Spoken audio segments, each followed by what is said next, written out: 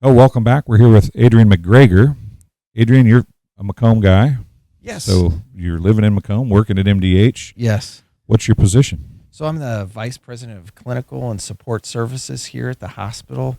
I have about 120 employees that roll up my direction through the organizational chart. And probably the easiest way to explain is I have a great group of department directors that work for me. So areas like radiology and lab and physical therapy and cardiopulmonary services.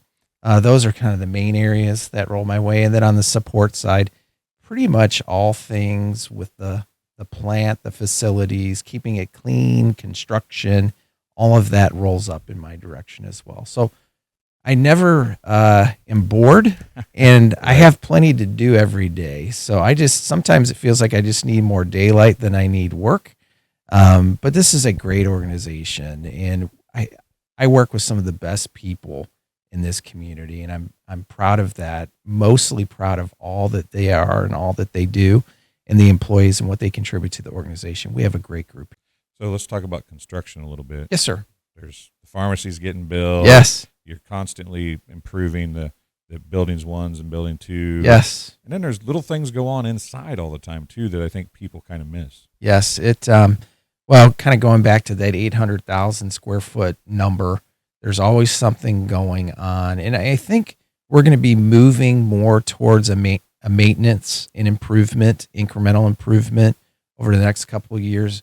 One primarily is, after you have a campus, we're becoming pretty dense on this campus. The pharmacy's probably the last major project in the next couple of years. And it's a great one, don't get me wrong. But now we have to really focus on ensuring that we're staying one step ahead of maintaining these facilities, which is equally probably more challenging, quite frankly, than just building a brand new building. I'm excited to talk about the pharmacy, but to your latter comment, we're focusing a lot on removing wallpaper, painting walls, modernizing flooring, ensuring that we have level surfaces, that we don't have areas where patients would trip, converting out our lighting to ensure that it's the most energy efficient as possible, putting in redundant systems for our electricity, our HVAC systems to ensure that, okay, we may have a tornado come through, we may have storms come through, we have to have all that redundancy ready to go because, quite frankly, the people, we're in the business of people taking care of people. And somebody's grandma is a patient of ours, and we want to take care of that person as if they were ours. And so we have to have the form and the functions of systems that keep the ship running. I think when people say construction, they think building a pharmacy. Mm-hmm.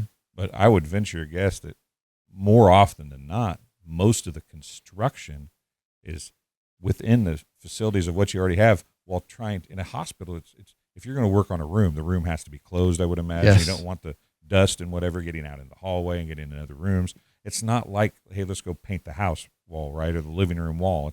There's a lot more to it that I think construction is lost in that aspect a little bit on when we're watching all this stuff go on at the hospital. Absolutely. Well, the focus is on patients first. And so anytime you're going to do something as simple as swap out some plumbing underneath a sink in a patient or around a patient area, there's a whole series of steps that we have to take to ensure whoever's doing the work, that they're in a contained area, that we have alternate areas for our patients to receive the same amount of care as if that area wasn't offline, to ensure that it's infection controlled. In other words, we're not creating more problems for patient care. We're trying to solve problems and create less issues and improve the area for patients. Yeah, it's a pretty extensive list that we go through prior to prepping. There are times when you wish you could just knock that project out on a quiet weekend, but we do have to follow proper protocol. And it's for best practice. It really is. It's for the ultimate goal of, yes, improving the area, but while you're doing it, you're not creating downstream problems that you really shouldn't, because you just skip 3 steps on a checklist. And we all are guilty of wanting to skip those steps, but we just don't have the luxury of doing that. Well, Adrian, I greatly appreciate you coming and talking. And we just touched on some of the stuff that you deal with on a daily basis. So I'm sure we can talk to you again about some other things. You bet. But it was fun talking about the things that people kind of, I think, forget about a little bit, to get left behind. We talk about the doctors and the nurses all the time. We don't talk about the people that keep that You bet. stuff rolling. So I appreciate you being here. And Thank you look so forward to talking much. to you It was soon. wonderful. Thank you. We'll be right back after this.